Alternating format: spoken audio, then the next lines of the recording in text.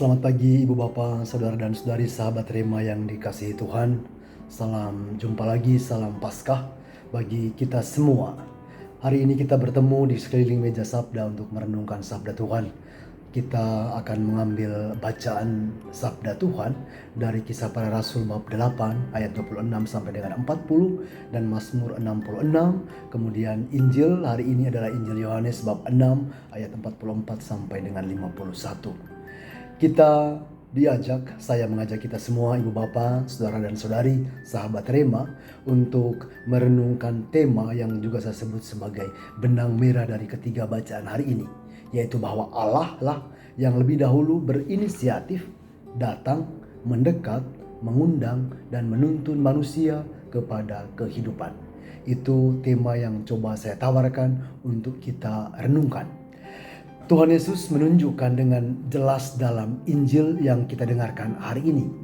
Tidak ada seorang pun yang datang kepadaku jikalau ia tidak ditarik oleh Bapa.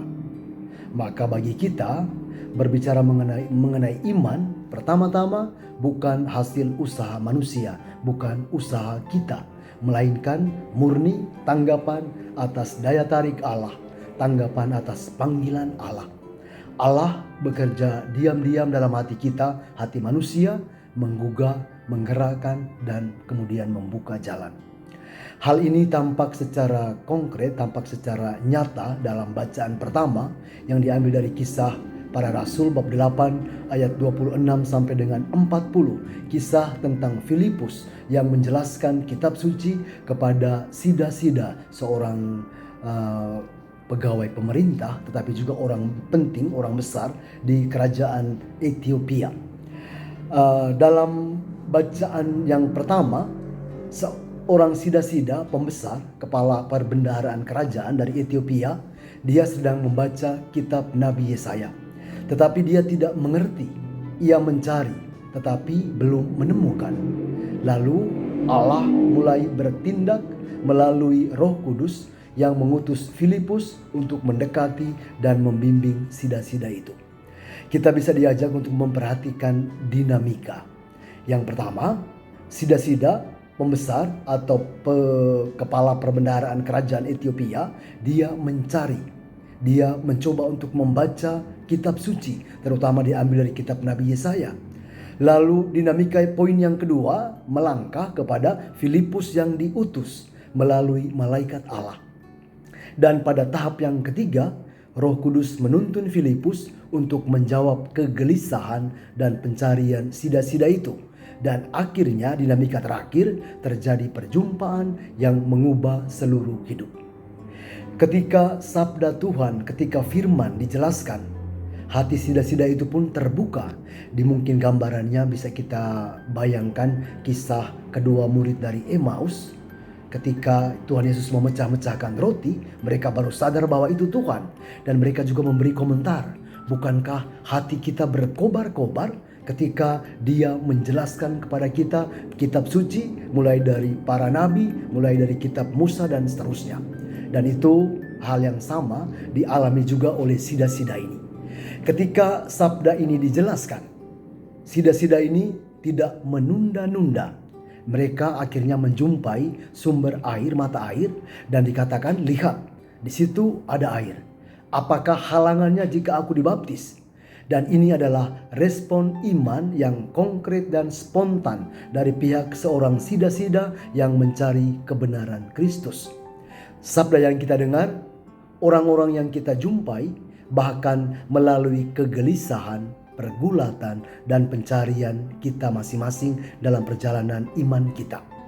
Pertanyaan untuk kita renungkan adalah, apakah kita peka terhadap tarikan atau panggilan Allah itu? Ini kita semua yang menjawab masing-masing. Dan Injil menegaskan puncaknya. Puncaknya adalah sabda Tuhan sendiri. Akulah roti hidup.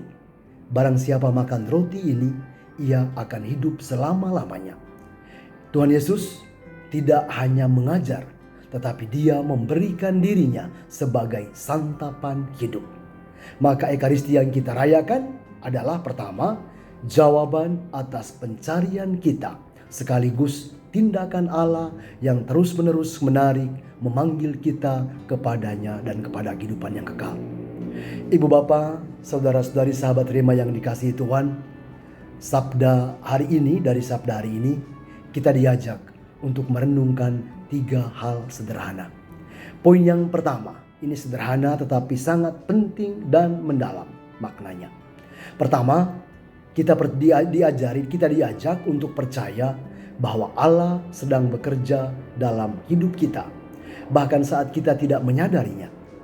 Yang kedua, membuka diri untuk dibimbing, seperti sida-sida Ethiopia yang rendah hati mau belajar. Yang ketiga, menjadi Filipus bagi orang lain. Kita belajar untuk hadir, kita belajar untuk mendampingi dan membantu mereka yang mau menemukan Tuhan. Itu juga tugas kenabian, tugas misioner kita sebagai pengikut Kristus. Tentu saja kita mulai dari orang-orang yang paling dekat, dari keluarga kita masing-masing, dari sahabat kenalan, dari tempat di mana kita berada, dari lingkungan RT RW, ataupun dari tempat di mana kita bekerja untuk mencari kehidupan. Semoga dalam Ekaristi hari ini kita semakin merasakan bahwa kita adalah orang-orang yang dipanggil Allah, dipanggil karena dicintai. Kita adalah orang-orang yang ditarik dan diberi hidup oleh Kristus sendiri, Sang Roti Hidup. Kemuliaan kepada Bapa dan Putera dan Roh Kudus, seperti pada permulaan, sekarang, selalu, dan sepanjang segala abad. Amin. Santo Filipus, doakanlah kami. Terpujilah nama Tuhan Yesus, Bunda Maria, dan Bapa Yosef, sekarang dan selama-lamanya. Dan semoga rahmat Allah yang Maha Kuasa tercurah melimpah atas kita semua, terutama atas hidup dan pekerjaan kita hari ini, Bapa dan Putera dan Roh Kudus. Amin.